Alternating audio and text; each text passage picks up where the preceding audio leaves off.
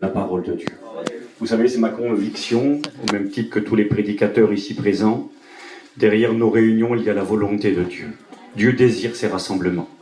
Et c'est pour cela, ce soir, que nous sommes ici. Dieu nous a attirés parce qu'il nous aime et qu'il désire nous parler. J'écoutais il y a quelque temps en arrière un témoignage de Clément Le Gossec, qui a été le fondateur de notre mission. Il rendait ce témoignage il y a environ une quarantaine d'années en arrière, peut-être. C'était les débuts de notre mission. Notre mission avait 15 ans, 20 ans peut-être. Et puis, Le Gossec expliquait cette anecdote dans ce témoignage qu'il donnait. Il témoignait vers les gardiers dans une réunion. Et puis, à un moment donné, il a dit ceci, ça a touché mon cœur. Il a dit, s'adressant à une église composée essentiellement de gens sédentaires, il leur a dit, « Vous savez, nous aujourd'hui, disait-il, il y a 40 ans en arrière, nous aujourd'hui, nous sommes amateurs de quelqu'un qui prêche bien. Nous sommes amateurs de messages bien construits. » C'était ce que recherchaient beaucoup de personnes dans les églises sédentaires il y a 40 ans en arrière. Et Le Gossec a dit ces mots. Il a dit, chez les gitans, c'est différent. C'était comme ça il y a 40 ans. Il a dit, chez les gitans, c'est différent. Ce qui les intéresse à eux, c'est d'écouter la Bible. Il disait, peu importe qui prêche, ce qu'ils veulent, eux, c'est écouter la Bible. Du moment que quelqu'un leur lit la Bible, ils en ont assez. Et ça m'a touché quand j'ai écouté ça. J'ai dit, Seigneur, bénis-nous, que nous puissions aimer ta parole. Vous savez, j'en ai fait l'expérience. Je ne mettrai pas les prédicateurs avec moi dans le bain ce soir, je me mouille tout seul. Je me suis excusé dans des réunions de lire la Bible. Ça m'est arrivé de dire, excusez-moi pour la lecture. Pourquoi vous venez alors? Si on ne peut pas lire la Bible, si on ne lit pas la Bible dans une réunion, ben qu'est-ce qu'on va faire?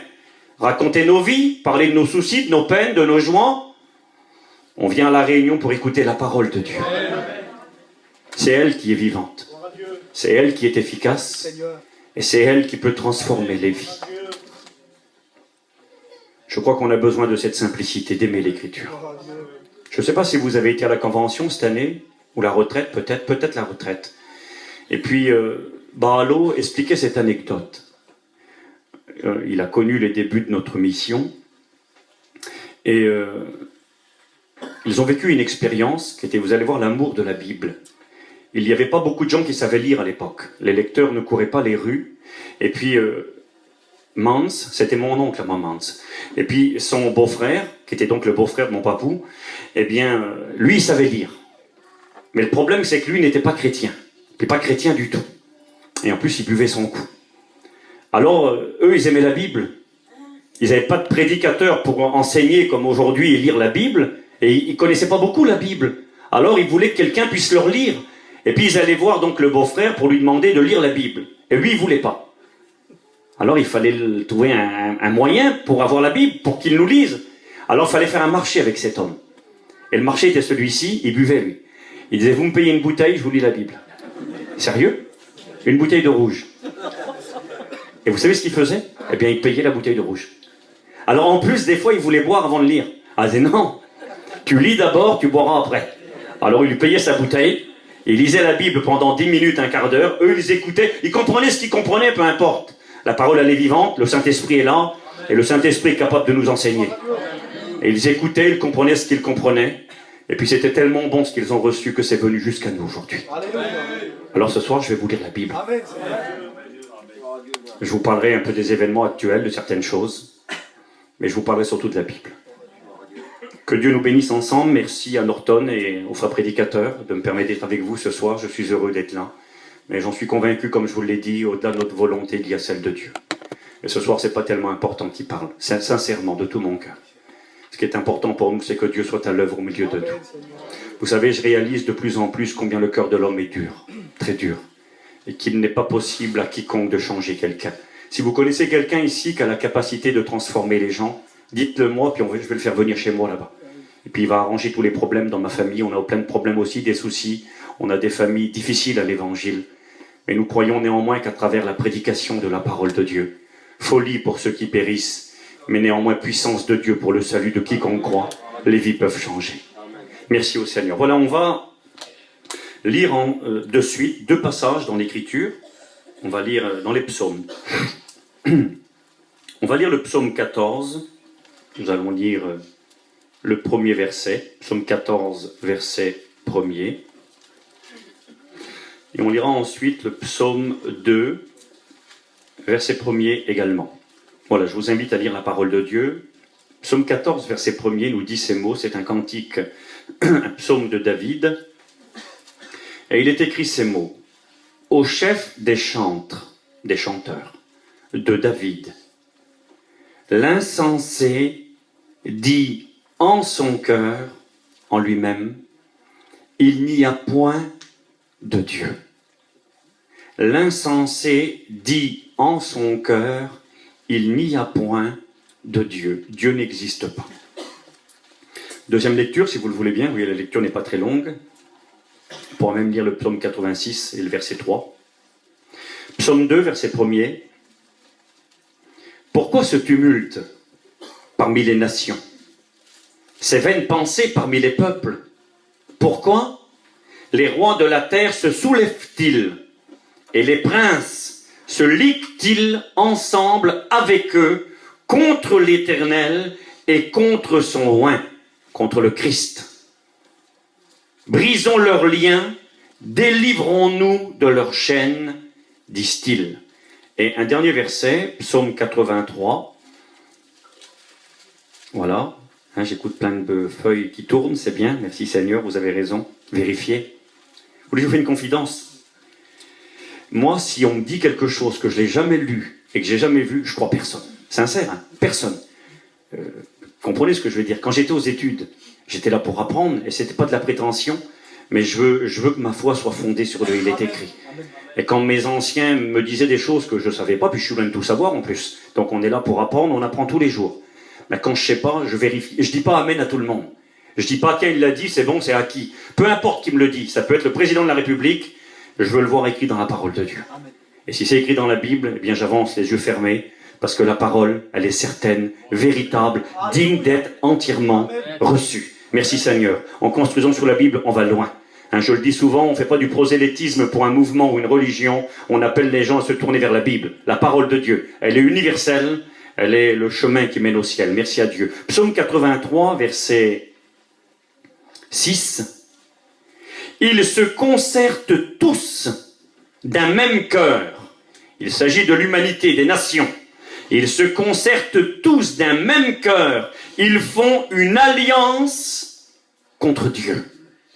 Ils font une alliance contre toi, dira le psalmiste. Les nations se liguent, font une union, ils s'unissent pour prendre position contre Dieu. Et puis j'aimerais qu'on puisse prier le Seigneur. Et on va méditer ensemble la Bible ce soir. Merci à Dieu, que Dieu puisse nous bénir et nous parler. Je demande à Peter de se lever, qu'il puisse prier pour moi et pour chacun d'entre nous.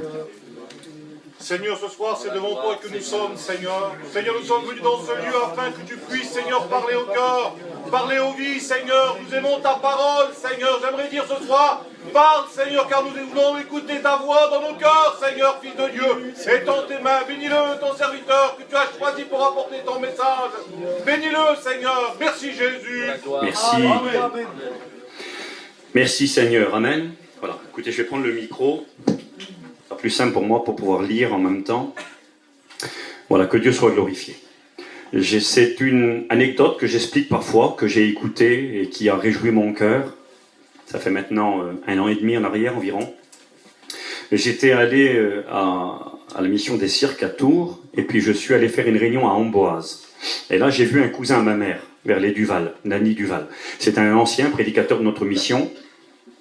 Et Lani a expliqué cette anecdote. Il expliquait qu'il était chez lui, et puis qu'il a fait une installation pour lire la Bible. C'est beau, hein, une installation pour lire la Bible. Il n'y avait pas d'électricité, et donc ce frère, prédicateur, un vieux serviteur de la mission, a fait une installation de gitan. Il a pris des fils, la batterie, il a passé le fil par le carreau, une lumière. Pourquoi je dis une installation de gitan? Vous allez voir en 2 secondes. On fait tout vite, mais ça ne tient pas forcément toujours longtemps. Il a fait son installation, et puis il était content d'avoir la petite lumière pour pouvoir lire la Bible le soir. Et puis il a éteint sa petite lumière, il s'est couché. Et puis en pleine nuit, un chrétien qui se trouvait à quelque distance de là a été réveillé par le Saint-Esprit. Le Saint-Esprit lui a dit, il faut que tu appelles Nani tout de suite. faut que tu l'appelles. Réveillé en pleine nuit, quelle heure était-il, je ne sais pas, 2 heures, 3 heures du matin peut-être, réveillé là, et le Saint-Esprit lui dit, appelle et appelle maintenant, n'attends pas demain. Important, hein? Appelle maintenant, n'attends pas demain. Puis le chrétien, bien, se soumettant à la volonté de Dieu, c'est pas facile, hein? En pleine nuit, appeler quelqu'un, déranger les gens, des fois ça peut être pour rien, tu l'appelles à l'autre, il n'y a rien, il dire qu'est-ce que toi t'es fou? Mais c'était fort dans son cœur. Et parce que c'était fort, il s'est soumis au Saint-Esprit, il a téléphoné à ce prédicateur dans la nuit. Et quand le téléphone a retenti dans sa caravane au milieu de la nuit, l'installation électrique était en train de rompre, et puis le feu était en train de s'allumer dans la campagne. Et ce prédicateur allait certainement mourir asphyxié ou brûlé dans sa caravane avec sa famille, si ce soir-là, ce chrétien ne s'était pas soumis à l'Esprit, et n'avait pas eu l'intelligence d'appeler, de donner ce petit coup de téléphone salutaire, ce prédicateur aurait pu mourir avec sa petite famille ce soir-là. Mais parce que ce coup de téléphone a été donné, ce petit appel a changé les circonstances. Eh bien, à travers ce témoignage, j'aimerais vous dire que je crois que c'est ce que Dieu veut faire dans nombre de nos réunions. Ces petits messages qu'elle communique à travers la parole de Dieu poussée par le Saint-Esprit, où on essaye d'avertir du danger qui guette chacun d'entre nous, où on essaye de mettre en garde en nous appuyant sur la Bible à ce qui peut arriver et à ce qui arrivera inévitablement. C'est ce qu'on veut faire dans nos réunions. Vous voyez ce petit coup de téléphone inutile, là, insignifiant, hop, un sursaut au milieu de la nuit, il a pris conscience du danger qui le guettait. Il se croyait bien dans sa caravane, dans son lit, son duvet sur lui, bien chez lui, il se croyait terrible. Et pourtant il y avait une menace qui pesait sur sa vie était en jeu. Et je crois qu'aujourd'hui, plus que jamais, nous vivons cette réalité. Il y a une menace qui pèse sur l'humanité qui est énorme. Les gens, malheureusement, n'en sont pas conscients. Et nous avons la charge, nous chrétiens, et prédicateurs en particulier, d'avertir ceux qui nous entourent. Nous sommes ces sentinelles qui doivent, là, au milieu de la nuit, regarder au loin, voir si l'ennemi approche. Et si un danger se manifeste, nous avons pour devoir d'avertir ceux qui nous entourent. Et c'est ce que nous voulons faire. Et c'est ce que je désire faire. J'aimerais ce soir que cette parole de Dieu soit pour chacun d'entre nous un avertissement. Je me trouvais cet été en mission dans l'Est de la France, et pendant que je suis allé rejoindre le groupe avec qui j'étais, j'ai écouté un message pendant que je roulais, une prédication qui m'a fortement interpellé. Je l'ai même écouté plusieurs fois. Et ensuite, quand je suis arrivé sur cette mission où je devais aller, on a fait quelques missions, et on est arrivé à Nancy. Et quand on était à Nancy, il y a Sonny qui est au fond qui était avec moi, un événement a pris place. C'était au mois de juin. Je crois que c'était le 12 juin l'année dernière, cette année, 2016. Un événement a pris place et il y a eu une répercussion mondiale.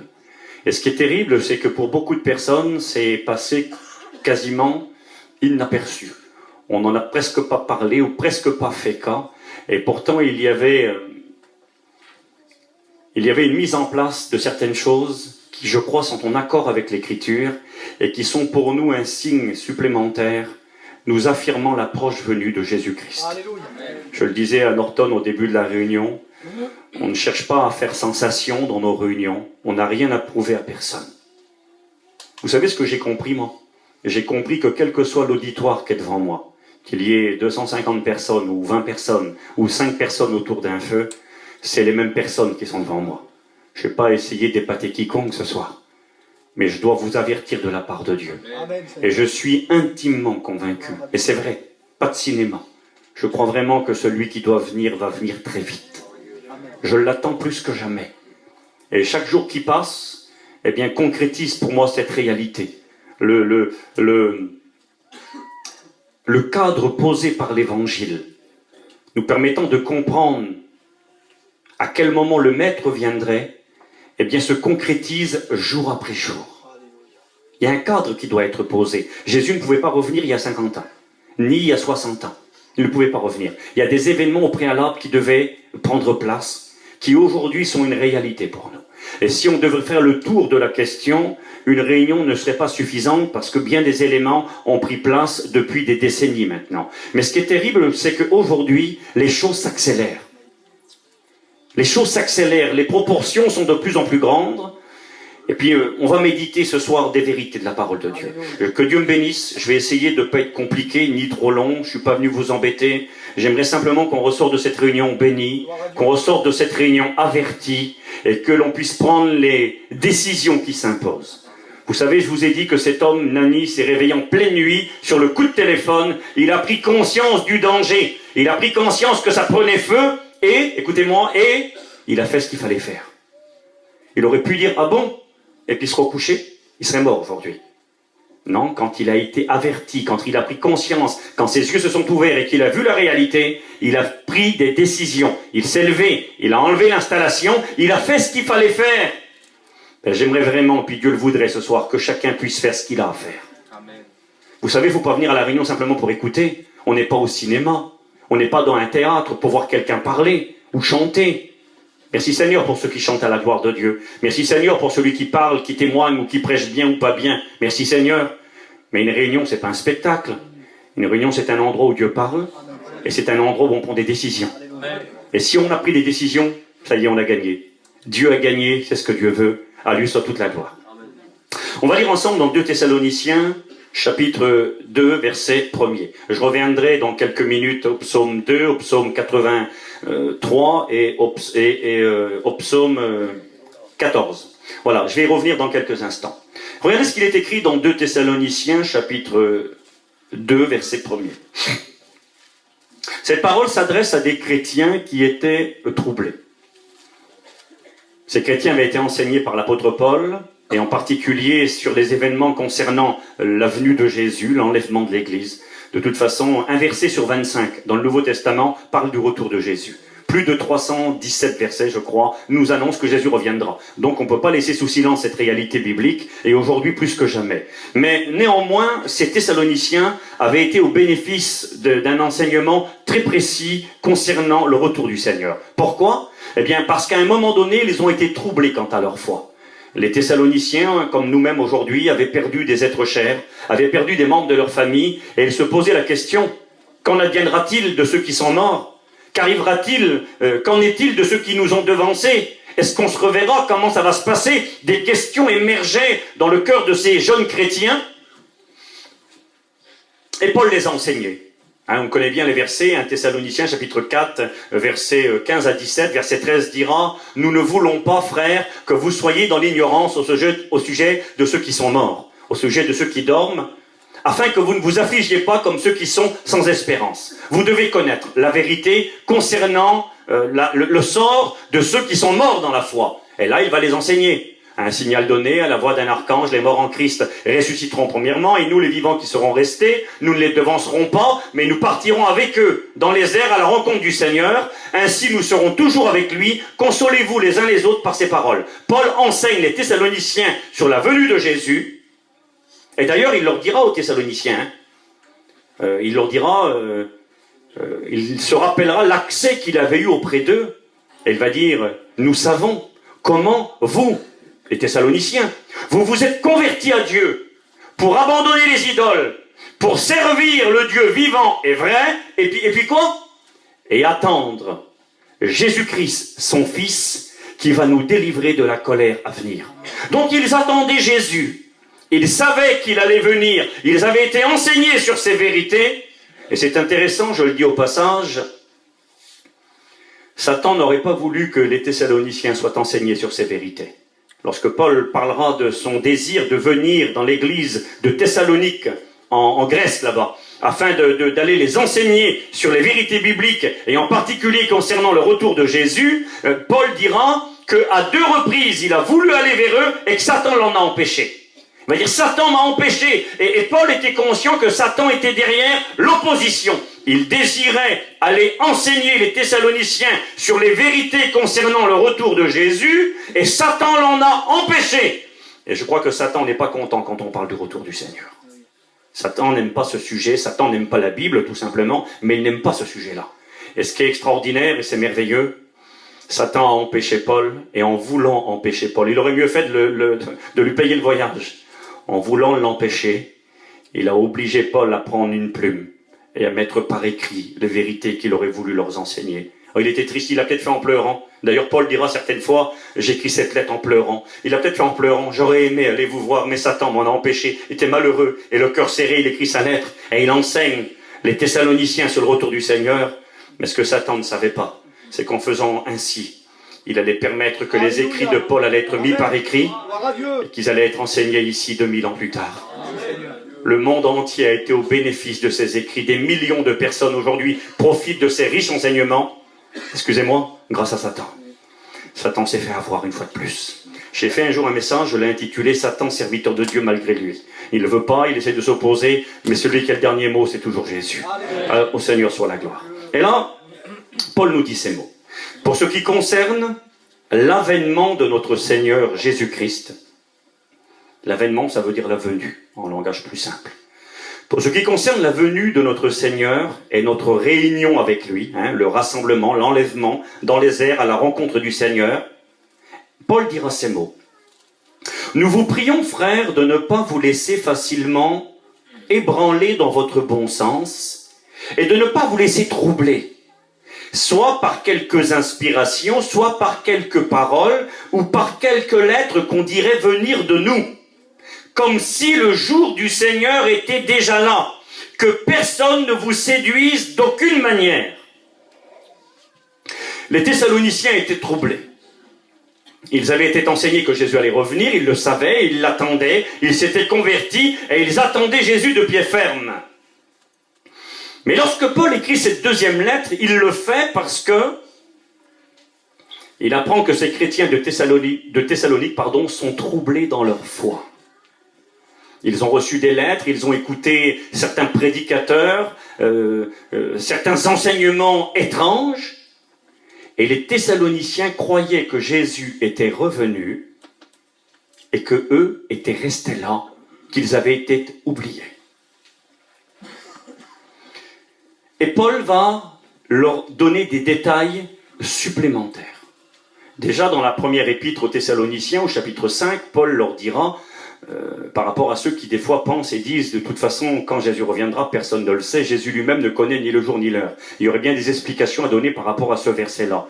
Mais ce que j'aimerais vous dire ce soir, que j'ai pas la prétention et personne ne l'aura d'essayer de savoir quel est le jour et l'heure. Il y a un enseignant biblique qui a essayé de faire une étude par rapport aux fêtes juives et à cause de cela il a donné une date, mois de septembre 2016. Jésus va venir, il connaissait le jour, lorsque la fête des trompettes commencerait, juste avant Yom Kippour, l'église allait être enlevé. Et forcément, rien ne s'est produit. Et c'est dommage, parce que il avait entrepris une bonne étude, il avait compris des bonnes choses, mais il a tellement voulu aller loin qu'il s'est complètement égaré et il a jeté le discrédit sur l'enseignement de la parole de Dieu. C'était dommage pour lui.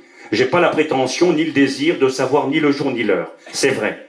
Mais néanmoins, Paul dira aux Thessaloniciens, il va dire que la venue du Seigneur va surprendre le monde. Mais il va dire, mais vous, chrétiens, vous n'êtes pas des ténèbres pour que ce jour vous surprenne comme un voleur, vous êtes des enfants de la lumière. Quelle est la lumière qui nous éclaire à nous?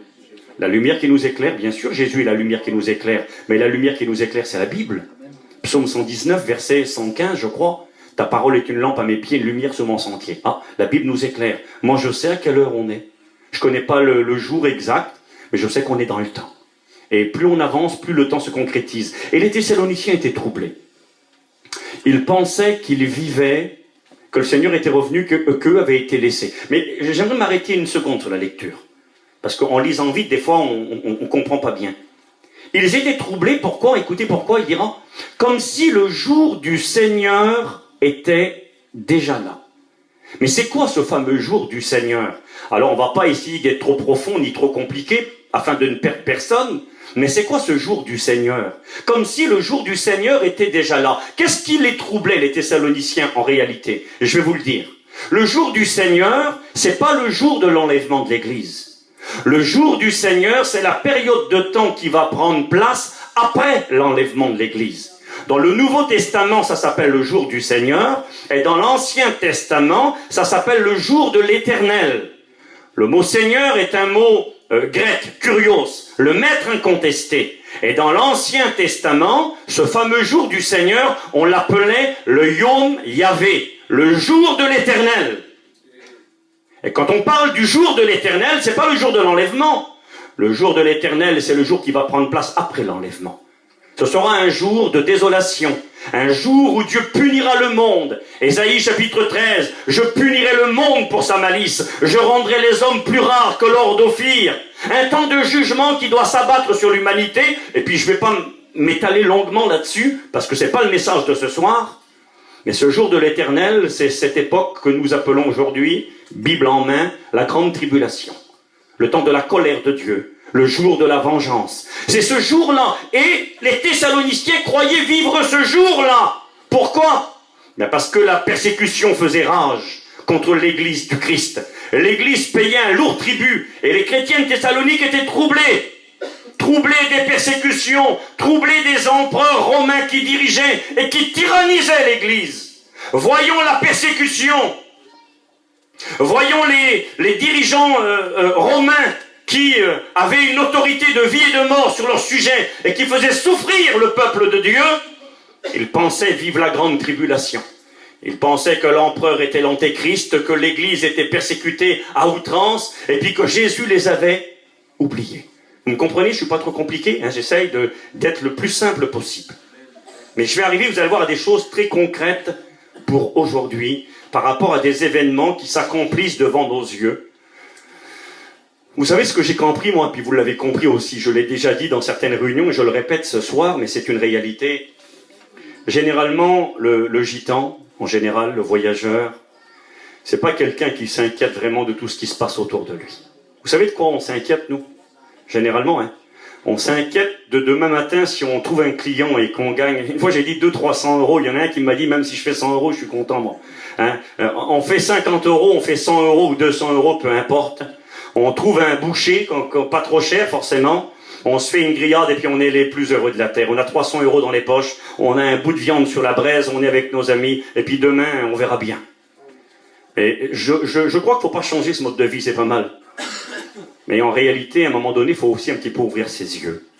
Il y a plus que faire 300 euros, il y a plus que faire une grillade, il y a plus que manger un bout de pain. Il y a plein de choses qui prennent place autour de nous. Et ces choses-là sont en accord avec la parole de Dieu. Et à un moment donné, il faut s'arrêter et il faut ouvrir ses yeux. C'est écrit dans la Bible, arrêtez-vous et sachez que je suis Dieu. À un moment donné, je m'arrête, je regarde, mais je dis, Seigneur, c'est terrible.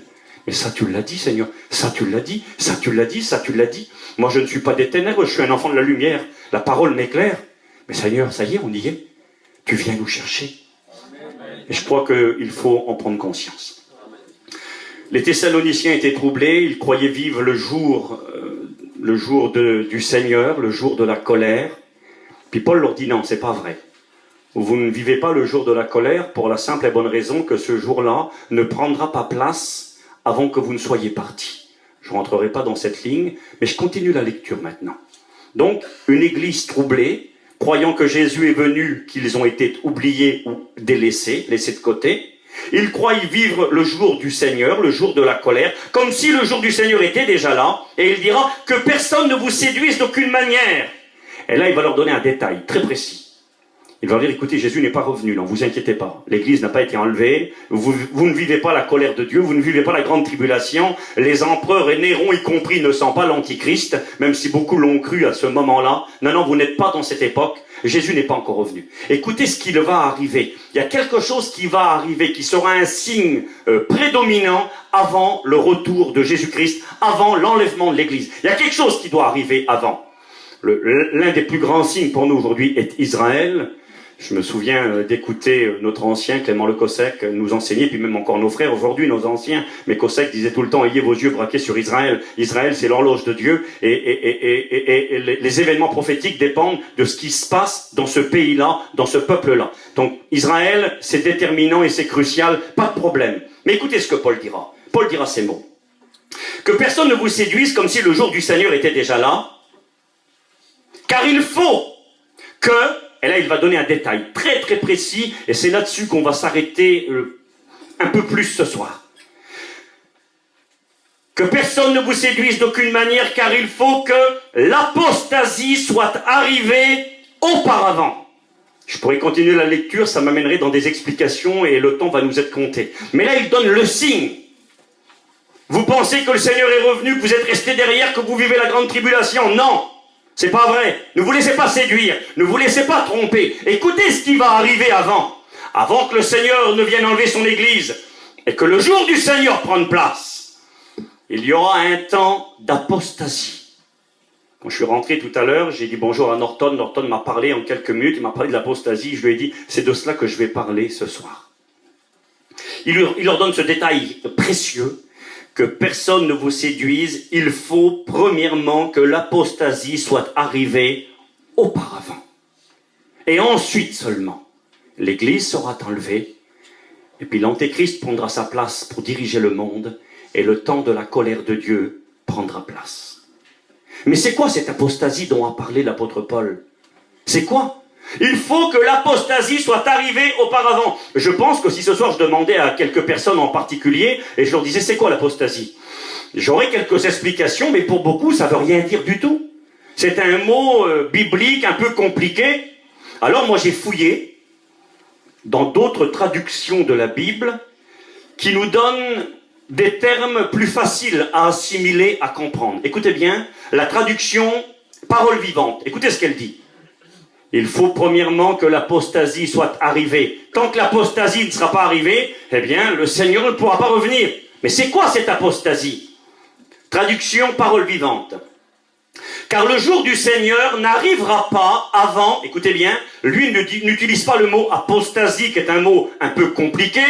Il dira, le jour du Seigneur n'arrivera pas avant la grande rébellion finale contre Dieu. Écoutez bien l'explication, comment c'est riche. Avant la grande rébellion finale contre Dieu, où les hommes jetteront toute foi par-dessus bord. Tout ce qui vient de la foi. Mais c'est quoi la foi? La foi? Romains 10, 17. La foi vient de ce qu'on entend vient de la parole de Dieu. C'est terrible. Les gens jetteront la parole de Dieu par-dessus bord. Tout ce qui sera l'héritage du judaïsme, tout ce qui sera l'héritage du christianisme, on voudra le jeter par-dessus bord. Déjà là, si on ouvre un petit peu nos yeux, dans les sociétés dans lesquelles nous évoluons aujourd'hui, qui sont des pays dits chrétiens, il n'y a plus beaucoup de christianisme, il n'y a plus beaucoup d'héritage chrétien dans nos sociétés, dans nos cultures, et pourtant on est des pays dits chrétiens. Mais on vit une époque où on est en train de jeter tout ce qui vient de la foi par-dessus bord. Le texte précise, avant la grande rébellion finale contre Dieu. J'ai pris une autre traduction, parole de vie. Elle dit, ne vous laissez pas troubler comme si le jour du Seigneur était déjà là. Ce jour n'arrivera pas avant la grande révolte contre Dieu. Vous voyez, c'est plus facile, hein? La grande révolte, la grande rébellion. Apostasie, c'est compliqué. Je comprends mieux, moi, une révolte. Une rébellion, c'est plus clair. La Bible français courant nous dit, ce jour n'arrivera pas avant la révolte finale. La Bible nous enseigne qu'avant que Jésus ne revienne, là, Paul nous en parle, et je vous l'ai lu tout à l'heure dans le psaume 2, également dans le psaume 83. Il y aura, selon les Écritures, une époque de révolte mondiale contre Dieu. Une prise de position. Nous avons lu, psaume 2, les nations se sont liguées contre l'Éternel et contre son oint. L'Éternel, c'est Dieu le Père. Le oint, c'est le Christ, le Messie, c'est Jésus. Une révolte, les nations se liguent ensemble. Et puis, que ce soit Jésus, c'est évident. Dans Actes des Apôtres, chapitre 4, versets 25 et 26, ce psaume 2, psaume prophétique messianique, est utilisé dans la bouche des apôtres et est attribué à Jésus. Alors, j'ai regardé d'autres traductions qui sont des fois plus simples. Le psaume 2, verset 3, Bible français courant nous dit ces mots. Les hommes diront, rompons les liens qu'ils nous imposent. Parlons de l'évangile, de la parole de Dieu, parlons de l'Éternel et du Christ. Rompons les liens qu'ils nous imposent, disent-ils, rejetons leur domination. La traduction Sommer, elle dit, faisons sauter tous les liens et jetons au loin leurs chaînes. Aujourd'hui, dans le monde dans lequel nous vivons, on considère l'évangile, la morale chrétienne. On considère la parole de Dieu comme des chaînes, comme des entraves dont il faut s'émanciper, se libérer. On prend position contre Dieu, position contre le Christ, position contre la parole de Dieu. Rejetons toute foi par-dessus bord. La foi embarrasse. On écoute beaucoup parler de laïcité, je ne sais pas trop ce que ça veut dire, des lois sur la laïcité, interdit les crèches de Noël. Alors certains diront, oui mais c'est le patrimoine français, ça fait partie de la culture. Oui mais c'est religieux, on veut rejeter tout ce qui est du Christ. Vous savez, la laïcité, c'est pas une position anti-Dieu en général. Dans la laïcité, on ne prend pas position contre l'islam. On a trop peur des musulmans. On prend une position contre le Christ. On se révolte contre l'Éternel. J'aimerais le dire ce soir, je voudrais choquer personne. Pas une position, pas une révolte contre Allah. Parce que Allah, c'est pas le Dieu de la Bible. Je le dis, je ne sais pas pourquoi. Allah, si vous cherchez qui était-il, celui que les musulmans présentent comme étant le Dieu unique et véritable, Allah était une idole païenne à l'origine. Il y avait à la Mecque, qui est le lieu de pèlerinage des musulmans dans le monde entier, il y avait à la Mecque plus de 300 dieux différents, des idoles, des statues. Et parmi tous ces dieux, il y en avait un qui se nommait Allah, le dieu de la lune. C'est la raison pour laquelle sur tous les drapeaux arabes, vous avez le symbole du croissant de lune. C'était le dieu de la lune. Et ce Dieu, Allah, je me souviens, Paillon nous disait aux études, il disait, Allah n'est pas notre Dieu. Notre Dieu, à nous, il a un fils unique. Allah, il a 3 filles. Dans l'islam originel, Allah avait 3 filles. Mahomet était polythéiste, il croyait en plusieurs dieux. Il s'est marié avec une juive ébionite qui était issue d'une secte chrétienne. Elle s'appelait Khadija, et quand il s'est marié avec elle, il a été influencé par son christianisme. C'est un christianisme qui avait déraillé. Les ébionites, ce sont les pères de l'islam. Les ébionites disent que Jésus n'est pas le fils de Dieu. Ils disent qu'il est une créature. Ils disent qu'il n'est pas mort, qu'il a été enlevé au ciel vivant, et que c'est quelqu'un d'autre qui est mort à sa place. C'est exactement l'enseignement des musulmans aujourd'hui. Sa femme était donc d'une culture juive chrétienne qui avait dévié. Jésus l'a dit. Les faux prophètes, d'où viennent-ils? Jésus a dit, ils sont sortis du milieu de nous. Eh bien, l'islam est sorti du milieu du christianisme pour apporter le mensonge dans le monde. Et puis donc, ils ont dévié, et puis il avait donc ce Dieu Allah, cette idole qui était la sienne, parmi les 300 dieux qu'il vénérait. Il en a gardé un seul, il a mis tous les autres dehors, et il lui a donné le nom du Dieu unique. Notre Dieu ne s'appelle pas Allah, notre Dieu s'appelle Yahvé, s'appelle l'Éternel, s'appelle Adonai. Il n'est pas le Dieu de la lune, il a créé la lune. Il est le créateur de l'univers. C'est le Dieu que nous servons et que nous prêchons. Donc aujourd'hui, ce n'est pas une révolte anti-islam, anti-Mahomet, c'est une révolte anti-Christ, anti-chrétienne, anti-Bible, anti-morale de l'Évangile. Et on assiste à cette réalité aujourd'hui. La Bible enseigne, nous l'avons lu, faisons sauter tous leurs liens, jetons au loin leurs chaînes.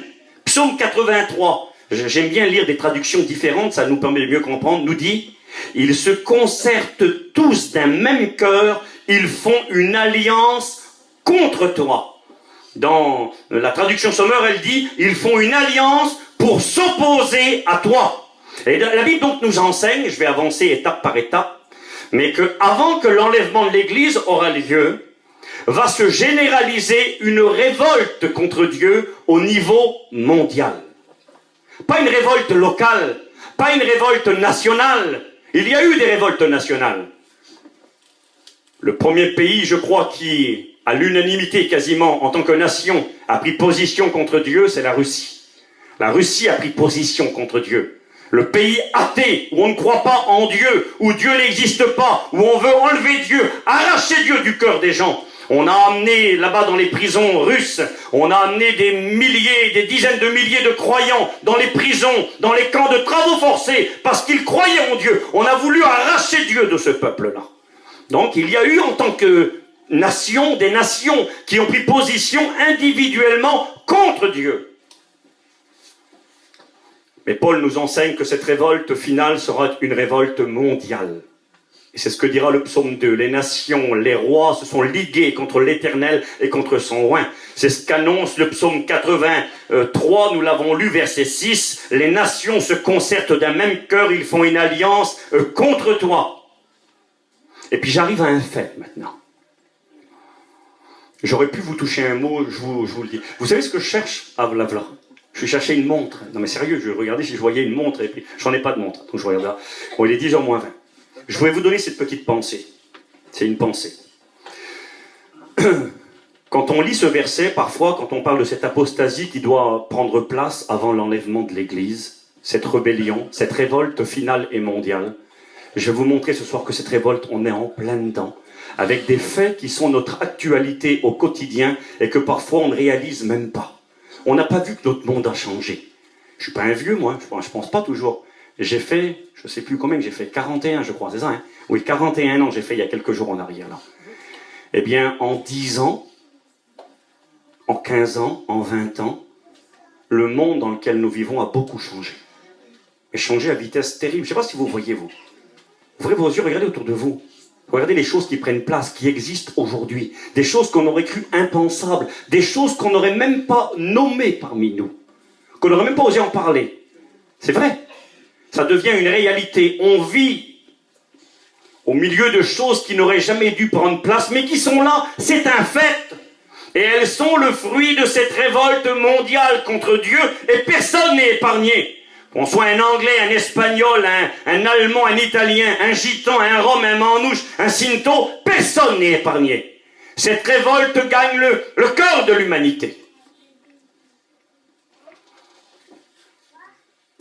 Je réfléchis si je vous dis ou je vous dis pas, parce que si je dis certaines choses et que j'ouvre une porte, après il faut aller plus loin. Et j'ai pas, oui, je sais que j'ai le temps. Et quand tout le monde partira, j'aurai pas le temps après. Ça sera pas l'enlèvement de l'église, ça sera le départ de l'église. Ils partiront tous chez eux.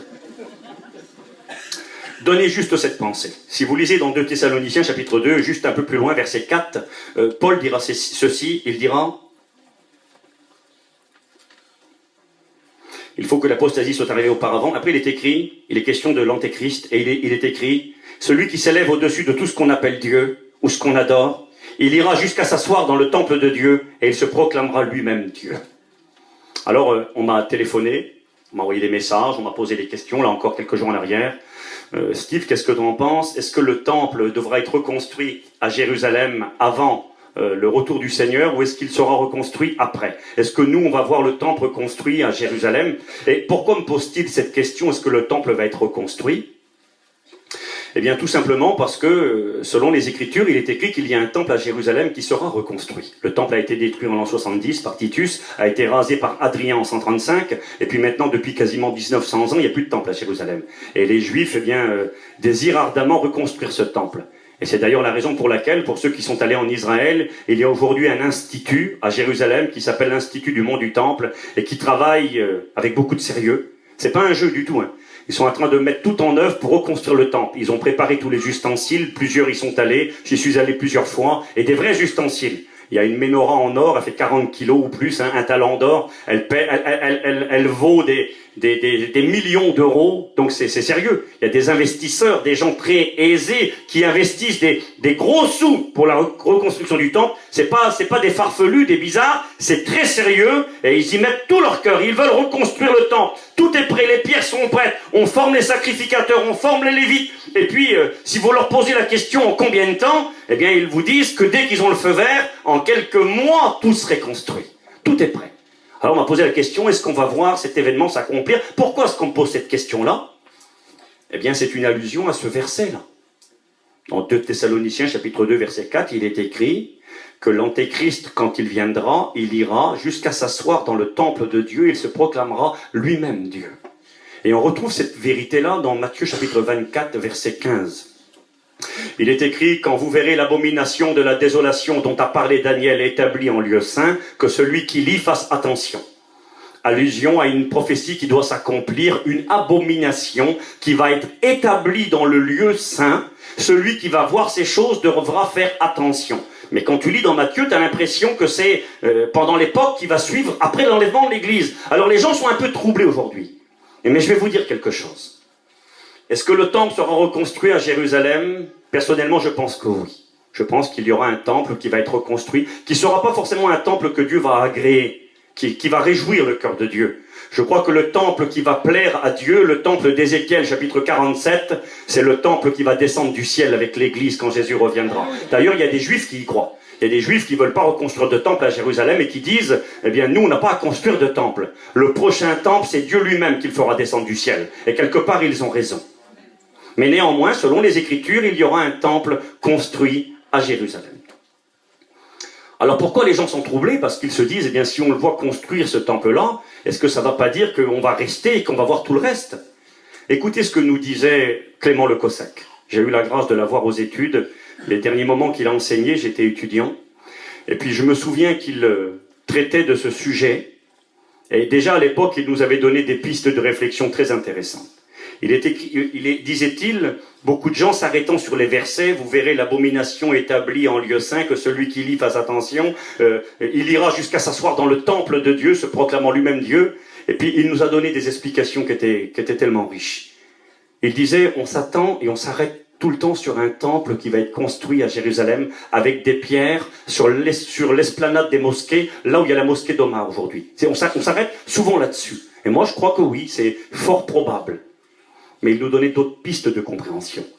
Il disait, vous savez, aujourd'hui, l'abomination en lieu saint, elle existe. Et il donnait cette pensée très simple. Il disait, là où se trouvait le temple, justement, autrefois, le temple de l'Éternel, qui a été détruit il y a quasiment 2000 ans, eh bien, j'aimerais vous rappeler, disait-il, et c'est valable encore plus aujourd'hui, depuis maintenant 1400 ans, il y a une abomination à la place. À l'endroit où se trouvait le temple de l'Éternel à Jérusalem, qu'y a-t-il? Il y a la mosquée d'Omar et la mosquée El-Aqsa, qui sont des temples consacrés à une idole mensongère. Il y a l'abomination en lieu saint aujourd'hui, et depuis 1400 ans. Et il y a des chrétiens qui sont troublés parce que le temple va peut-être être reconstruit. Ça fait 1400 ans qu'il y a l'abomination qui est établie dans le lieu saint, là où on servait l'Éternel. Je dis ces mots pour ceux qui lisent la Bible, ça peut être un peu plus intéressant. Quand vous lisez dans le livre d'Ézéchiel, je crois que c'est au chapitre 9, mais je suis plus sûr du chapitre, c'est pas grave. Il est question d'un moment où le peuple de Dieu avait abandonné le Seigneur, s'était détourné de l'Éternel, et il est écrit que le peuple se tournait vers l'Orient. Il tournait le dos au temple, et il se tournait vers l'Orient, vers l'Est d'Israël. Ils se prosternaient et ils adoraient le soleil. Vous savez, le temple du Seigneur, c'était valable pour le tabernacle. Il était toujours monté en face du soleil, tout le temps face au soleil. Quand on se prosternait dans le temple, ou quand on se prosternait dans le tabernacle, on tournait toujours le dos au soleil. Pourquoi? Parce que beaucoup de nations adoraient le soleil. Ils le considéraient comme un Dieu suprême. Et quand les Juifs se prosternaient, ils tournaient le dos au soleil. C'était une manière de dire, nous, on n'adore pas les astres, on n'adore pas les étoiles, on n'adore pas le soleil, on n'adore pas la création, on adore le Créateur. Oui, ils tournaient le dos, là. Et là, dans Ézéchiel, il est là en train d'adorer le soleil en direction de l'Est. Et c'est terrible aujourd'hui. Depuis 1400 ans maintenant, eh bien, ceux qui viennent adorer sur le mont du Temple, l'esplanade des mosquées, ils tournent tous leur tête en direction de l'Orient. Parce que c'est à l'Orient d'Israël que se trouve la Mecque. C'est terrible, hein? Il y a 2700 ans, 2800 ans, à l'époque d'Ézéchiel, ça n'existait pas la Mecque. Il y a des hommes qui se sont prosternés en direction de la Mecque, ont adoré. Dieu a dit, ça ne me plaît pas cette affaire-là. C'est là que Dieu va dire, d'ailleurs, à l'époque, il va envoyer des anges pour détruire la ville, et il va envoyer un ange parmi les destructeurs. Il va dire, il y a un ange qui aura un écritoire sur son côté, il va marquer une lettre sur ceux qui sont fidèles. Ceux qui ne se prosternent pas en direction de l'Orient seront marqués d'un tav sur leur front. Un tav, c'est la dernière lettre juive. On pourrait dire un T aujourd'hui. Mais en réalité, le tav biblique était une croix. On marquait d'une croix sur le visage. L'ange a marqué d'une croix sur le visage ceux qui ne se tournaient pas en direction de l'Orient. Et quand le jugement s'est abattu sur Jérusalem, tous ceux qui étaient marqués de la croix furent épargnés. Dieu ne veut pas qu'on se tourne vers l'Orient. Dieu ne veut pas qu'on se tourne vers la Mecque. Je ne sais pas pourquoi je dis ça. Ce soir, s'il y a un musulman, il va me tuer à la fin de la réunion. Ça va avoir la bombe ici la semaine prochaine à Morangis. Nous devons dire la vérité. Je le dis avec un peu d'humour, certes, mais c'est vrai. La vérité, c'est la vérité. Pourquoi je vous dis cela? Parce que quand il est question d'apostasie, apostasie veut dire aussi abandon de la foi véritable. Et je crois que Paul a voulu aussi mettre en garde l'Église que dans les temps de la fin, avant l'enlèvement de l'Église, il y aura un abandon de la foi qui va affecter les églises. De la foi véritable. Les gens seront croyants. Les églises continueront à fonctionner. Les dénominations vont même aller en s'accroissant. Mais quel évangile sera prêché dans ces réunions-là? Et on doit vous mettre en garde. Le COSEC donc disait que l'abomination établie en lieu saint était également cette mosquée d'Omar construite là où se trouvait le temple autrefois. Et Clément le COSEC disait également que l'abomination établie en lieu saint dans le temple de Dieu, disait-il, était une mise en garde pour l'Église du Seigneur. Parce qu'aujourd'hui, frères et sœurs, le temple de Dieu, est-ce que le temple va être reconstruit, oui ou non? La réponse, je crois, est oui. Est-ce qu'on va le voir s'accomplir? C'est possible. La Bible ne change en rien cela. Mais j'aimerais vous dire ceci, le vrai temple de Dieu, C'est nous les chrétiens. Amen. 1 Corinthiens chapitre 3 verset 16 je crois. Ne savez-vous pas que vous êtes le temple de Dieu et que l'Esprit de Dieu habite en vous? C'est vous et moi, le corps de Christ, qui sommes le temple de Dieu. Et je crois que cette mise en garde par rapport à l'abomination établie en lieu saint dans le temple de Dieu, ça aura une portée pour un personnage qui s'appelle l'Antéchrist bientôt après que l'Église va être enlevée, mais que ça peut avoir une portée pour nous aujourd'hui en tant que chrétiens. Faisons attention à quelle est notre foi. La foi qui plaît à Dieu est la foi basée sur la parole de Dieu. Pas celle qui nous arrange, pas celle qui nous plaît, pas celle qu'on a trouvée sur Internet. Je le disais tout à l'heure, la Bible nous met en garde que dans les derniers temps, les gens auront la démangeaison d'entendre des choses agréables. Ils se donneront une foule de prédicateurs selon leur cœur, leur disant ce qu'ils veulent entendre. Où est-ce qu'on va les trouver, ces prédicateurs? Où sont-ils? Sont-ils là au milieu de nous? Sincèrement, sans aucune prétention, je ne le crois pas. Je crois que si quelques prédicateurs viendraient à s'égarer et à apporter des enseignements étrangers, il y a un corps pastoral, il y a un conseil de direction qui est là, il y a un corps enseignant et qu'ils seront en mesure, et ils l'ont été de toute façon. Ils ont fait leurs preuves, ils ont stoppé, ils ont parfois mis le veto par rapport à des doctrines mensongères, et je remercie Dieu pour ça, mais on ne peut pas mettre le veto sur Internet. Aujourd'hui, il y a un poison. Et celui qui manque de discernement, de science biblique, et qui s'aventure à écouter je ne sais qui, je ne sais quoi, peut dérailler et entraîner les gens dans son égarement.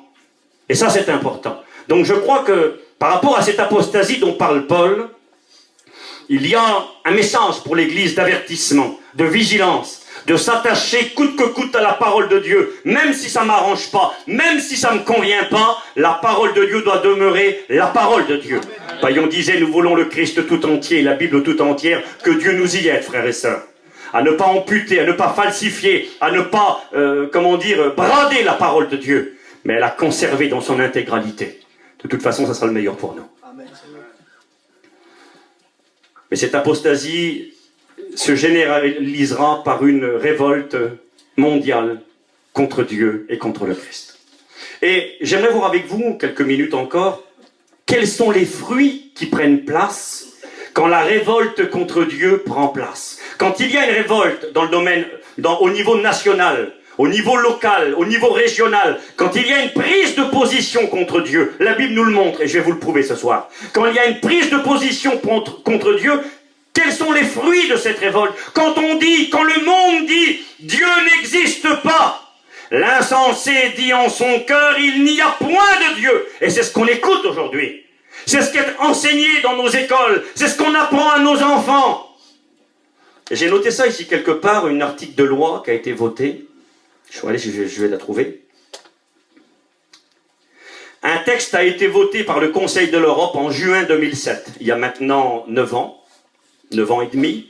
Un texte a été voté par le Conseil de l'Europe en juin 2007 interdisant l'enseignement du créationnisme dans les écoles. Ce serait reconnaître Dieu, disent-ils.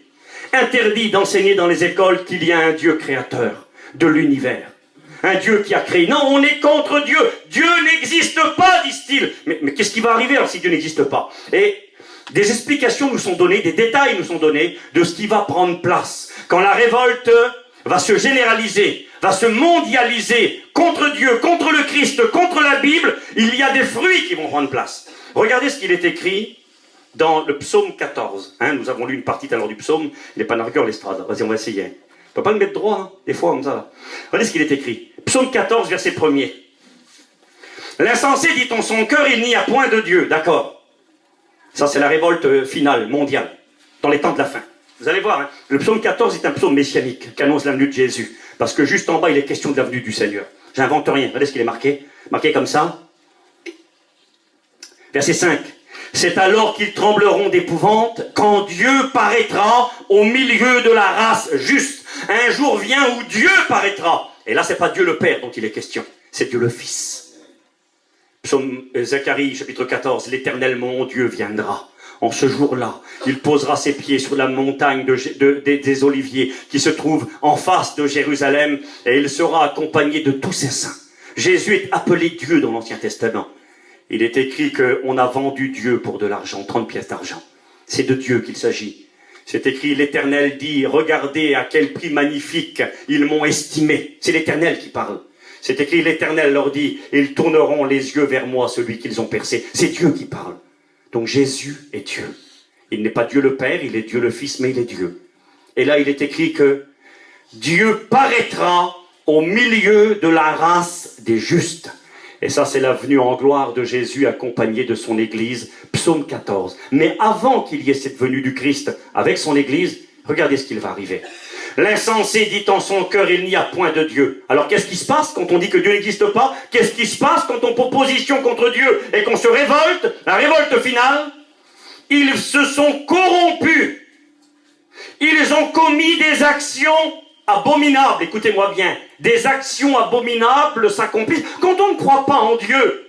Je me souviens de cette gadji vers qui je travaillais, et qui me disait, une gadji intelligente, elle avait été pharmacienne à Paris pendant des années, elle avait un château là-bas en Bretagne, on avait coupé des arbres vers elle, et cette dame nous disait, vous savez monsieur, quand les églises se vident, les prisons se remplissent. Elle avait compris que quand on ne croit plus en Dieu, eh bien on se permet toutes sortes de choses, et on commet des choses contre Dieu. On peut tuer, on peut voler, on peut mentir, on peut se droguer, on peut tout faire, Dieu n'existe pas. Ils se sont corrompus, ils ont commis des actions abominables. Il n'en est aucun qui fasse le bien. L'Éternel du haut des cieux regarde les fils de l'homme. J'aimerais vous le rappeler ce soir, Dieu n'est pas mort, il est bien vivant. Il regarde du haut du ciel, il use de patience, désirant qu'un plus grand nombre parvienne à la connaissance de la vérité. Mais Dieu n'est pas mort. Il y a quelques années en arrière, j'ai noté ça quelque part, j'ai regardé, il y a eu des bus qui ont sillonné l'Angleterre, l'Espagne et plusieurs pays, qui ont été subventionnés. Ça a coûté des sous, des bus publicitaires. Comme ici à Paris et ailleurs, c'est ces bus sur lesquels sont véhiculés de la publicité, ça vaut très cher. Et là, on a voulu véhiculer un message en Angleterre, en Espagne et dans différentes nations. Il était écrit sur ces bus en anglais, je vous le dirai pas en anglais, je pense que la majorité ne parle pas anglais, il était écrit, il n'y a probablement pas de Dieu. Dieu n'existe pas, alors réjouissez-vous et faites tout ce que vous voulez. Et ce message était véhiculé. Et quand les gens roulaient avec l'auto, ils voyaient ça. Dieu n'existe pas, faites tout ce que vous voulez. En Espagne, en Angleterre et dans différentes nations, on veut communiquer le message. Allez-y, faites tout ce que vous voulez. Vous êtes libres, libres de tout. C'est des contes, la foi chrétienne. C'est des histoires pour enfants. C'est des fables. C'est dérisoire. Croire en Dieu, c'est démodé. Essayez, faites l'expérience. Allez en ville et parlez avec le premier venu. Dites-lui, je crois en Dieu. La Bible est la vérité. Jésus est mon sauveur. Je crois que l'accueil va pas être trop favorable. On va se rire de vous. Au mieux, on va vous mépriser. Au pire, on va vous battre, vous insulter. Mais on va au moins vous mépriser. On va vous regarder avec dédain, avec tristesse. Vous savez que les gens du monde, ils ont pitié de nous. Sérieux. Quand tu leur dis que tu crois en Jésus, que tu crois dans la parole de Dieu, on te regarde avec tristesse et pitié. Alors les pauvres gens. Ah ben c'est normal, c'est des gitans, ils connaissent rien, ils savent pas lire. Ceux qui croient en Jésus. On peut les amener en bateau là où on veut. C'est comme ça la conception, sérieux. On a de la pitié pour nous. On ne prend pour rien. Sans aucune prétention de rien, on a bien nos pieds sur terre. On a un cerveau, on sait s'en servir. Puis on a aussi cherché à comprendre. Je vais vous dire quelque chose. Il y a quelque chose qui ne plaît pas à Dieu, qui ne me plaît pas à moi non plus. J'appelle ça la foi du Père Noël.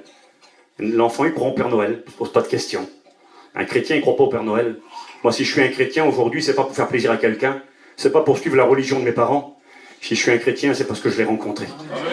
Je sais en qui j'ai cru. Je sais que Dieu est vivant. Il a changé ma vie comme la vôtre.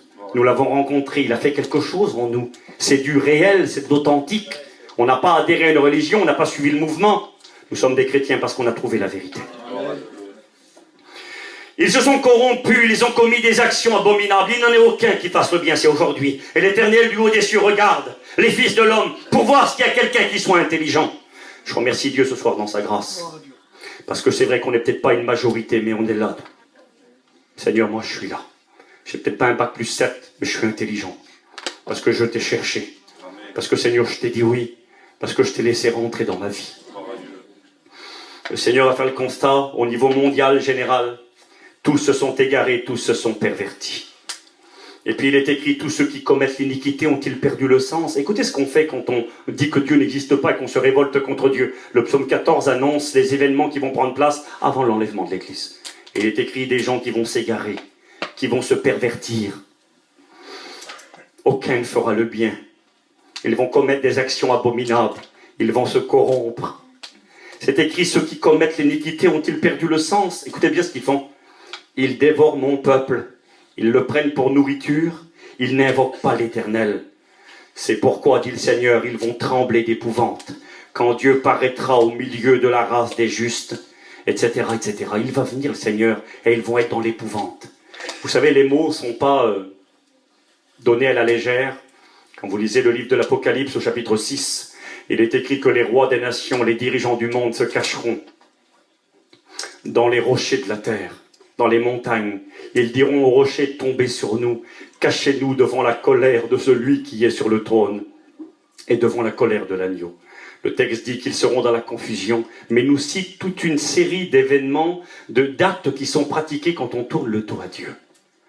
Dans l'Épître aux Romains, l'apôtre Paul, il est un peu plus explicite, c'est-à-dire plus clair. Il utilise des termes plus clairs, et je vais vous les lire quelques minutes. Je vous demande un petit peu d'attention, et vous allez voir, je vais arriver à des choses concrètes, et je vais finir cette réunion. Dans l'Épître aux Romains, chapitre 1er, Paul nous parle de cette révolte contre Dieu, de ces cœurs qui se tournent loin de Dieu et qui vont commettre des infamies. Le terme biblique nous en parle, des choses qui déplaisent à Dieu. Mais regardez ce que Paul dira. Paul est plus précis. Romains, chapitre 1er, verset 18. La colère de Dieu se révèle du ciel. Vous savez, je vais vous dire quelque chose sincèrement. Si j'avais l'opportunité et la grâce de pouvoir le faire, on ne peut pas le faire parce qu'on est un peuple comme ça et parce que, eh bien, on est pris par le temps, on a des familles, il y a des maris qui attendent à la maison, il y a des enfants, il y a des obligations qui font qu'on doit toujours se dépêcher. Mais je me régalerais de faire une réunion et de lire la Bible. Vous voyez, comme ça, là, de lire le chapitre en entier et puis de faire des lectures. Mais on ne peut pas le faire chez nous. Si on le fait trop longtemps, les gens en ont marre, ils perdent le fil du message et ça n'intéresse plus beaucoup de personnes. C'est dommage. Mais regardez, je vais essayer de lire au moins un minimum. La colère de Dieu, le jour qui vient, le jour du Seigneur qui va bientôt s'abattre sur le monde, sur ces gens qui disent qu'il n'y a point de Dieu, sur ces gens qui tournent le dos à Dieu, qui sont pervertis, qui commettent des abominations. Il est écrit, la colère de Dieu va se révéler du ciel contre toute impiété, toute injustice des hommes qui retiennent injustement la vérité captive. Et puis, écoutez ce qu'il est écrit, car ce qu'on peut connaître de Dieu est manifeste pour eux. Il est en train de dire, Paul, mais ils savent qu'il y a un Dieu. C'est évident qu'il y a un Dieu. Il continue, il donne l'explication. En effet, dit-il, les perfections invisibles de Dieu, sa puissance éternelle, sa divinité se voient comme à l'œil nu depuis la création du monde quand on les considère dans ses ouvrages. Ils sont donc inexcusables puisque, ayant connu Dieu, ils ne l'ont point glorifié comme Dieu. Qu'est-ce que ça veut dire ça? Paul, il dit, mais qu'à travers la création nous parle d'un créateur. Quand on considère la création dans ses perfections visibles, on réalise qu'il y a un créateur invisible. Et Paul, il dit là, il parle du temps de la colère et il parle d'hommes et de femmes qui vont remettre en cause la réalité de Dieu même. Dieu n'existe pas, disent-ils. Pourtant, la création nous révèle le créateur. Mais Dieu n'existe pas. D'accord. Alors, qu'est-ce qu'ils vont faire, ces gens qui disent que Dieu n'existe pas? Ça continue. Ils sont donc inexcusables, puisque ayant connu Dieu, ils ne l'ont point glorifié comme Dieu et ne lui ont point rendu grâce, mais ils se sont égarés. Regardez ce qui se passe. Quand on ne veut pas croire en Dieu, quand on tourne le dos à Dieu, quand on se révolte contre Dieu, quand on dit que Dieu n'existe pas, malgré l'évidence, à travers la création, regardez ce qui est écrit. Ils se sont égarés dans leurs pensées. Et leur cœur sans intelligence a été plongé dans les ténèbres. On est plongé dans les ténèbres. Le monde d'aujourd'hui est un monde dans les ténèbres. Écoutez bien, se vantant d'être sages. Ils sont savants aujourd'hui. Hein. La science a évolué, les technologies, le téléphone portable, on marche sur la Lune, on va aller bientôt sur les autres planètes. On est tellement intelligents. Se vantant d'être sages, ils sont devenus fous. Ils ont changé la gloire de Dieu, du Dieu incorruptible en image. Écoutez, c'est écrit. C'est pourquoi Dieu, c'est ce que Dieu fait aujourd'hui, devant cette humanité qui se révolte, qui le méprise, qui dit qu'il n'existe pas, qui se vantant d'être sages deviennent fous. Dieu les plonge dans les ténèbres et regardez les détails de l'évangile. C'est pourquoi Dieu les a livrés à l'impureté. Je lis la Bible, selon les convoitises de leur cœur. Ne faites pas les choquer par la lecture que je vais faire maintenant. Parce que la lecture que je fais maintenant, ça décrit exactement le monde dans lequel nous vivons aujourd'hui. C'est pourquoi Dieu les a livrés à l'impureté selon les convoitises de leur cœur, en sorte qu'ils déshonorent eux-mêmes leur propre corps. Eux qui ont changé la vérité de Dieu en mensonge, et qui ont adoré et servi la créature au lieu du Créateur, qui est béni éternellement. Et là, il va donner des détails maintenant. Vous savez, quand vous lisez l'apôtre Pierre, je n'ai pas le temps de tout vous dire, 2 Pierre chapitre 3, il parle du retour du Seigneur. Il dit que dans les derniers temps viendra des moqueurs avec leur raillerie, qui diront où est la promesse de son avènement. Depuis que nos pères sont morts, tout demeure comme dès le commencement. Et là, Paul va dire, écoutez bien, il parle du retour du Seigneur, il parle des moqueurs des temps de la fin, et il dira à l'apôtre Pierre, ils veulent ignorer, en effet, qu'une terre fut créée autrefois par la parole de Dieu. Et il enseigne que les gens des temps de la fin, les moqueurs, nieront la réalité du Créateur. Ils veulent ignorer que des cieux existèrent autrefois par la parole de Dieu, que cette terre fut détruite par les eaux et qu'elle est aujourd'hui réservée pour le feu. Ils voudront ignorer, ils se moqueront de cela. Ah bon, alors qu'est-ce qu'ils vont faire? C'est marqué. Ils vont se déshonorer eux-mêmes dans leur propre corps. Ils vont changer la vérité de Dieu en mensonge. Ils vont servir la créature au lieu du Créateur. Écoutez bien, je lis la Bible. C'est pourquoi Dieu les a livrés à des passions infâmes. Car leurs femmes ont changé l'usage naturel en celui qui est contre nature. Et de même, les hommes, abandonnant l'usage naturel de la femme, se sont enflammés dans leurs désirs les uns pour les autres, commettant homme avec homme des choses infâmes, je lis la Bible, et recevant en eux-mêmes le salaire que méritait leur égarement. Comme ils ne se sont pas souciés de connaître Dieu, Dieu les a livrés à leur sens réprouvé pour commettre des choses indignes, pour commettre des choses indignes étant remplis de toute espèce d'injustice, écoutez bien, d'impureté, de méchanceté, de cupidité, de malice, d'envie, de meurtre, de querelle, de ruse, de vanité, etc. Et écoutez la fin du verset. Écoutez la fin du verset. Il a d'une manière très claire, et je ne vais pas y revenir, écoutez-moi, Paul nous a expliqué qu'est-ce qu'allait caractériser la nation, le monde qui allait se révolter contre Dieu. Ils commettront des abominations, des infamités, dit l'Écriture. Et regardez ce qu'il est écrit en bas. Et bien qu'ils connaissent le jugement de Dieu, déclarant, écoutez-moi s'il vous plaît, et bien qu'ils connaissent le jugement de Dieu, déclarant digne de mort ceux qui commettent de telles choses, non seulement ils les font, mais ils approuvent ceux qui les font. Et j'ai regardé une traduction qui dit, ils sont d'accord avec eux et ils les applaudissent. Ils les applaudissent, c'est ça que je viens de vous lire.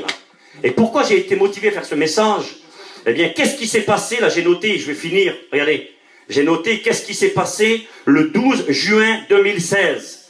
Une fusillade a éclaté aux États-Unis. Ça a été la plus grande tuerie de masse aux États-Unis depuis que l'Amérique existe. La plus grande tuerie de masse en temps de paix. Jamais vu. On n'a jamais vu autant de morts à coups de fusil en temps de paix. Du jamais vu. Mais que s'est-il passé? J'ai noté une fusillade, une tuerie dans une boîte de nuit en Floride. Il y a un monsieur qui est rentré dans cette boîte de nuit, il a tué 49 personnes, il en a blessé 53 et après il est mort. Mais pourquoi a-t-il tué? Le plus grand attentat, le plus grand nombre de morts avec armes à feu depuis que l'Amérique existe. C'était un événement du jamais vu. D'ailleurs j'ai marqué ça quelque part en bas. J'ai marqué du jamais vu, expression qui revient sans cesse dans tous les domaines. Jamais vu dans l'économie, jamais vu en politique, jamais vu dans le climat, jamais vu dans les catastrophes naturelles, jamais vu dans la morale, jamais vu dans les familles, jamais vu dans les églises, jamais vu dans le spirituel. C'est aujourd'hui ça. Ben, j'ai jamais vu ça moi. J'ai marqué ça cet été-là. J'ai marqué on n'avait jamais vu un garçon fils de prédicateur tuer son père à coup de fusil. C'était cet été ça. J'étais en mission, on a eu un coup de téléphone. C'était des gens que mes amis connaissaient très bien. Le fils qui tue son père, un fils de serviteur de Dieu qui tue son père à coup de fusil. Moi j'ai jamais écouté ça. J'ai marqué ici, là, du jamais vu. La grande révolte contre Dieu. Ce que je vais dire, ça pourrait sembler déplacé, mais pensez ce que vous voulez. Je vous dis ce que dit la Bible, et de toute façon, qu'on le veut ou pas, c'est la réalité qui nous entoure. Du jamais vu dans la moralité. Je connais un prédicateur, c'est pas un ami, le mot serait trop fort, je le connais. J'ai eu l'occasion de prêcher dans son église. Puis j'ai appris quelque temps en arrière que ce pauvre frère, parce que c'est bien triste ce qui lui est arrivé, et puis je ne lui jette pas la pierre parce que personne n'est à l'abri de rien dans le monde, excusez-moi. De toute façon, le terme que j'utilise, il est biblique. Dans le livre de la Genèse, il est écrit qu'à l'époque, j'ai trouvé une traduction qui dit que le monde était pourri. Le monde était corrompu à l'époque de Noé, et une traduction dit que le monde était pourri. On vit dans un monde pourri. Ce prédicateur va faire son petit travail le matin, gagner son pain à la sueur de son front. Il fait les marchés, il se lève très tôt le matin pour vendre sa petite marchandise et faire 10 francs. Puis il est parti faire son petit commerce. Et puis, il y a des clients qui viennent à son banc. Et à un moment donné, il y a une femme qui vient à son banc pour acheter certainement un article. C'est comme ça qu'il le conçoit. Il voit cette femme qui est devant son étalage. Et puis, il regarde cette femme pour lui demander qu'est-ce qu'elle veut acheter. Et quand il parle à cette femme lui répond « c'est moi ». Elle lui dit « c'est moi ». Et lui, il regarde attentivement cette femme, mais il ne la connaît pas. Il dit « c'est moi ». Et quand il regarde attentivement et qu'il fixe, la personne lui dit « c'est moi, ton fils ». C'était une femme qu'il y avait là devant lui. Alors, c'est terrible ce que je vous dis. Et je ne suis pas bizarre. On vit dans un monde pourri. Et c'est pas rigolo ce que je suis en train de vous dire. Fils de serviteur de Dieu, il a grandi dans la mission. Son père, je le connais, il prêche l'évangile peut-être depuis 30-40 ans peut-être. Et puis là, son cœur forcément était brisé. Il avait devant lui une femme qui avait subi des opérations. C'était son fils. Du jamais vu. C'était quoi cet attentat d'Orlando? 49 morts, 53 blessés. Selon ce qu'on a écouté, on a écouté plein de choses, mais parmi ce que j'ai écouté, pourquoi cet homme est-il rentré dans cette boîte de nuit, puis faire 50 morts quasiment, puis laisser des gens pour morts? Pourquoi? Ce que j'ai écouté, c'est que cet homme était allé se promener avec ses enfants. Excusez-moi ce que je vais vous dire, mais c'est la réalité du monde dans lequel nous sommes. Dans sa révolte contre Dieu, Paul a donné les détails. Parce qu'ils ne se sont pas souciés de connaître Dieu, Dieu les a livrés à l'impureté. De sorte qu'ils se sont livrés homme avec homme, femme avec femme, c'est écrit dans la parole de Dieu, à des choses que Dieu condamne très clairement dans la Bible. Dans l'Ancien Testament, c'est appelé une abomination. Abomination. Lévitique 23, une toéva, une abomination. Quelque chose qui est en dégoût aux yeux de l'Éternel.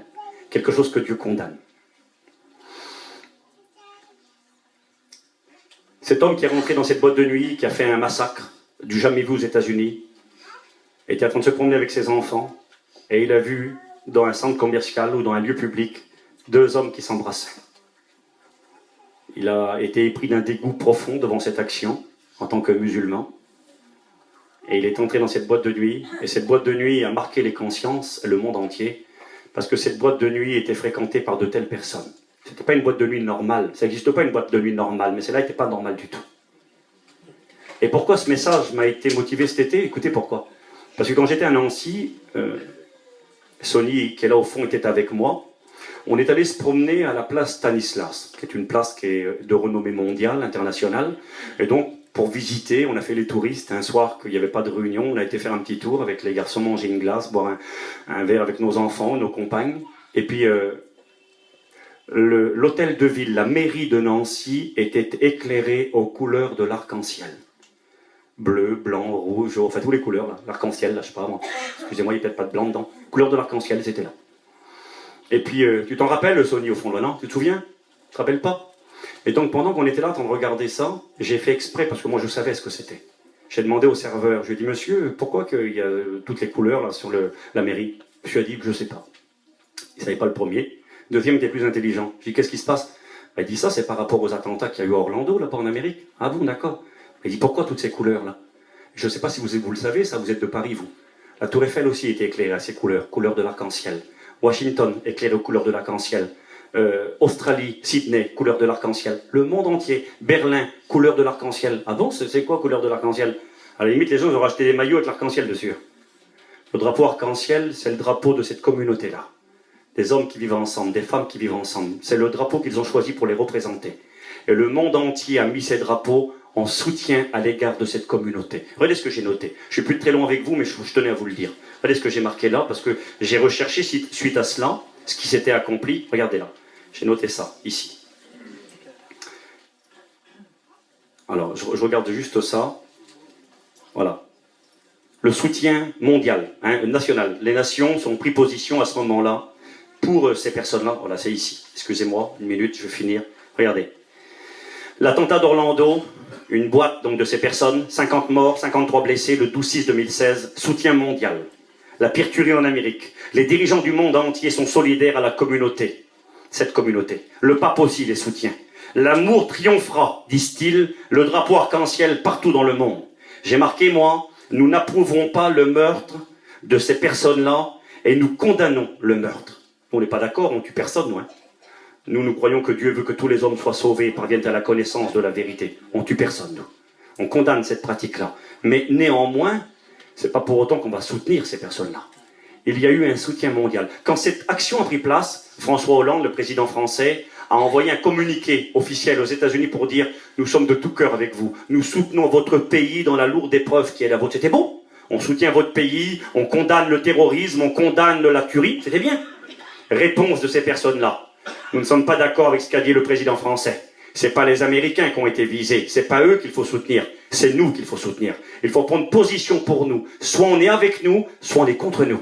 Et il a fallu que le président français rectifie son soutien et qu'il apporte également un soutien à l'égard de ces personnes-là.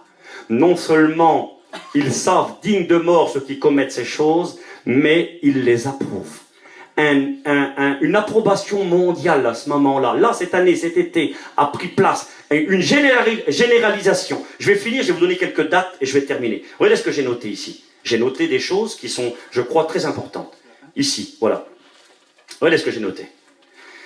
J'ai marqué ceci, condamnation sans appel de ces pratiques. Ce péché dans le judaïsme est la conséquence de l'idolâtrie et de l'athéisme. Il est appelé une toéva, une abomination. Vous savez, quand Dieu a puni sévèrement dans la Bible, à chaque fois, c'est des époques où les hommes ont tourné le dos à Dieu et où ces pratiques ont pris place. Je ne sais pas, Sodome et Gomorrhe, c'est évident. À Sodome et Gomorrhe, la perversion était à un niveau de très haut niveau. C'était régional, c'était local, c'était quelques villes, les villes de la plaine, autour de ce que aujourd'hui nous appelons la mer morte. Autrefois, il n'y avait pas cette mer morte qui était là. La mer était vivante autrefois. Les eaux qui venaient couler là étaient les eaux du Jourdain et ils apportaient la vie. C'était Sodome et Gomorrhe était un jardin, comme un jardin de l'Éternel. C'était comme un jardin d'Égypte, comme un jardin d'Éden. C'était très beau, c'était verdoyant. Et aujourd'hui, tout est désolé, brûlé, parce que la colère de Dieu a frappé. Mais c'était local. Et qu'est-ce qui a pris place ici? On s'est détourné de Dieu à Sodome et Gomorrhe. Et il est écrit que lorsque Dieu va envoyer des anges dans Sodome et Gomorrhe, il va les envoyer sous des traits d'êtres humains. Genèse, chapitre 19, vous lirez chez vous. Et il est écrit que quand les anges vont rentrer dans la ville, il est écrit que les gens de la ville, les petits et les vieux, les grands et les enfants, ont voulu forcer la porte de la maison où se trouvaient, Lot et les anges qui étaient là. Ils avaient pris des traits humains. Excusez-moi, je ne voudrais pas vous choquer dans ce que je vais vous dire, mais pour qu'on réalise ensemble dans quel monde nous sommes et comment Dieu va réagir, il est écrit que les gens qui étaient devant la porte, les enfants comme les vieux, ont voulu, excusez-moi, violer les anges. Et c'est pour ça que la colère de Dieu s'est abattue. L'immoralité avait contaminé même les enfants. Noé, l'époque de Noé a été la même. C'est intéressant parce que Jésus va mettre en parallèle ces époques-là avec la nôtre. Luc 17. Ce qui arrivera du temps de Noé, ce qui arriva du temps de Noé, arrivera de même à l'avènement du Fils de l'homme. Ce qui arrivera à l'époque de Sodome et de Gomorrhe, n'en parlons pas. L'époque de Noé. Ça veut dire, oui, mais à l'époque de Noé, c'était pas pareil. Il est écrit que la terre était remplie de méchanceté, que les hommes savaient détourner de Dieu. Ah oui? Et regardez ce qu'il est écrit. Je lis ce verset. Genèse, chapitre 6, versets 12 et 11. Il est écrit, la terre était remplie de violence à l'époque de Noé. Quand la colère de Dieu a frappé mondialement le monde de l'époque. Écoutez pourquoi. La terre était remplie de violence et toute chair avait corrompu sa voix. Qu'est-ce que ça veut dire ça? Toute chair avait corrompu sa voix. J'ai regardé une autre traduction, il est écrit que la terre était pourrie, parole de vie, et là il est marqué toute chair avait corrompu les pratiques normales. C'était la perversion. C'était, excusez-moi, le fameux mariage pour tous. Regardez, je vous lis ça et je termine, je vous promets. Regardez ce que j'ai noté là.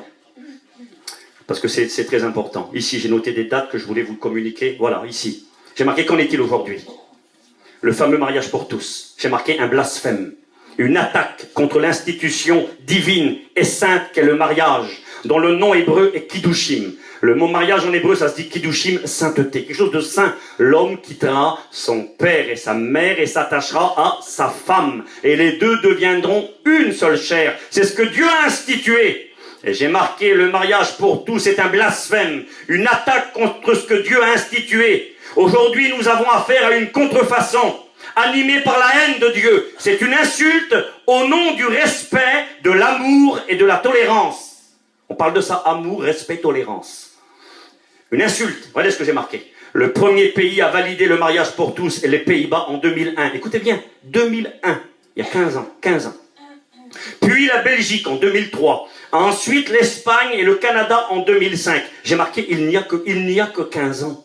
On fait même plus cas. On fait même pas cas de toute façon. C'est normal.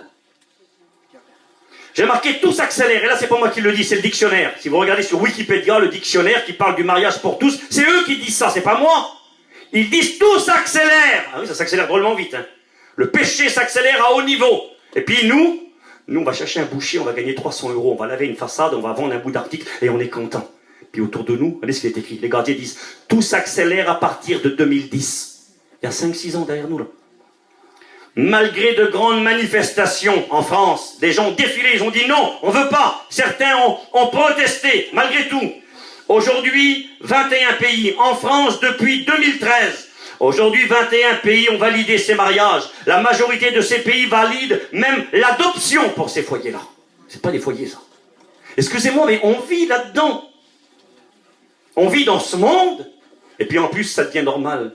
Allumez la télévision, hein. Il y en a qui sont pressés de partir, il faut allumer la télé. Quand on attaque le bouton rouge, devient vert. Ah là là. Heureusement qu'il a fini la réunion. On va regarder des belles émissions, sans belles les émissions, Seigneur Jésus. Et je peux pas, moi, sérieux. Pas de manière, mais je peux pas. Il y a des émissions que des chrétiens regardent, excusez-moi, c'est à vomir. Ces émissions où on met des femmes et des hommes, je sais pas moi, dans un loft, dans une maison, dans une île, ou ce que vous voulez. Puis qui va finir avec qui, excusez-moi, c'est de l'adultère, de l'impudicité. Et généralement, dans toutes ces émissions-là, en général, il y a tout le temps un monsieur qui n'est pas comme les autres, tout le temps. Non, mais vous savez pourquoi aussi? Écoutez bien.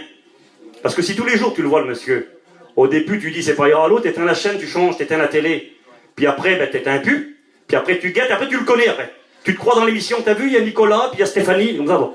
Et t'es avec eux dedans, c'est tes cousins et tes cousines. Sérieux? C'est pas vrai au moins. Mais bien sûr que c'est vrai. Et sans t'en rendre compte. Excusez-moi ce que je vais vous dire, ça pourrait choquer, mais tant pis que ça choque. Que ça puisse faire changer des gens. Après on est choqué, après qu'il y a des divorces, des adultères, de la saleté qui prend place dans nos familles, même au milieu de nous, des fois on voit de la contamination. Je ne vais pas choquer, j'ai écouté Fanfan, conseiller de direction, je ne l'implique pas, mais je dis ce qu'il m'a dit, c'est un ami Fanfan. Il m'a dit au téléphone, Steve, on a une hémorragie parmi les prédicateurs. Si tu saurais combien de prédicateurs qu'on perd, on en reconnaît 10, on en perd 20. J'exagère peut-être dans les chiffres, mais beaucoup aujourd'hui font naufrage, sont égarés. Ben oui, la pression du monde est tellement forte.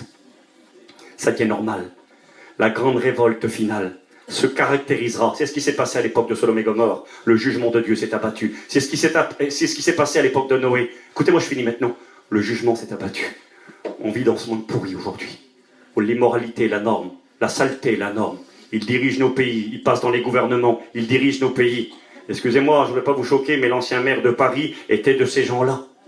Et oui. Non mais Seigneur, on vit dans ce monde vilain, je peux vous rendez pas compte, on rigole, on croit que c'est rien, mais ici c'est grave. L'heure est grave. Nous vivons la révolte finale. Nous vivons les temps de la fin. Paul nous a dit qu'est-ce qui allait se passer. C'est en plein ça. Et je termine par ces mots, encore peut-être plus graves, pour finir. Je termine, regardez. J'ai marqué à partir de la rentrée, là, cette année, depuis le mois de septembre, en commençant par la Corse, l'enseignement obligatoire à partir du CP va changer. Ah bon? Qu'est-ce qu'on va enseigner aux enfants? Allez, ce qu'on va enseigner aux petits, là, dans nos écoles. Écoutez, moi, ce que je vous prêche ce soir, ça choque peut-être pas beaucoup de monde, ça choque peut-être certains, tant pis, soyez choqués, on vit là-dedans, et je pourrais vous donner des détails, Seigneur, eh bien, à en avoir honte, je le ferai pas. Autour de nous, excusez-moi, moi je connais des manouches qui sont touchés. Je connais des Roms qui sont touchés. J'ai vu un jour une fille venir acheter une auto à mon beau-frère. Ma femme, elle est là comme témoin. Elle est venue pour acheter une auto à mon beau-frère, elle était avec sa compagne, une manouche. Il y avait une manouche et puis une Rom. C'était le foyer, il venait pour acheter une auto. Plus honte de rien. Pas moyen de se garer, village, là, les gens quand même, un minimum, rien, c'est normal. Et ce que je vous dis ce soir-là, c'est anti-républicain. Si c'est enregistré qu'il y a quelqu'un ici qui porte plainte demain au tribunal, je peux passer au tribunal. Bon, sérieux? En vérité, c'est vrai, bien sûr.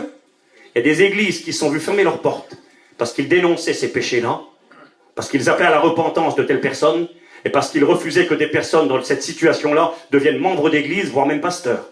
Certains voulaient devenir pasteurs, tout en étant comme ça. Et d'ailleurs, il y en a de toute façon. Dans le monde protestant, il y a des hommes pasteurs qui sont comme ça, et puis qui dirigent des assemblées. L'abomination établie en lieu saint, je crois qu'on est dedans. La révolte mondiale des temps de la fin, on est dedans. Ouvrons nos yeux, c'est là aujourd'hui, c'est il y a 5 ans, il y a 6 ans, c'est pas il y a 2000 ans, c'est maintenant, et nous, on voit rien. Je crois vraiment qu'on en a plus pour longtemps. Regardez, je finis là. En Corse, il va falloir enseigner aux petits-enfants, là ça commence cette année, qu'ils ont le choix entre être une fille ou un garçon. C'est un petit, c'est vrai, bien sûr, écoutez bien.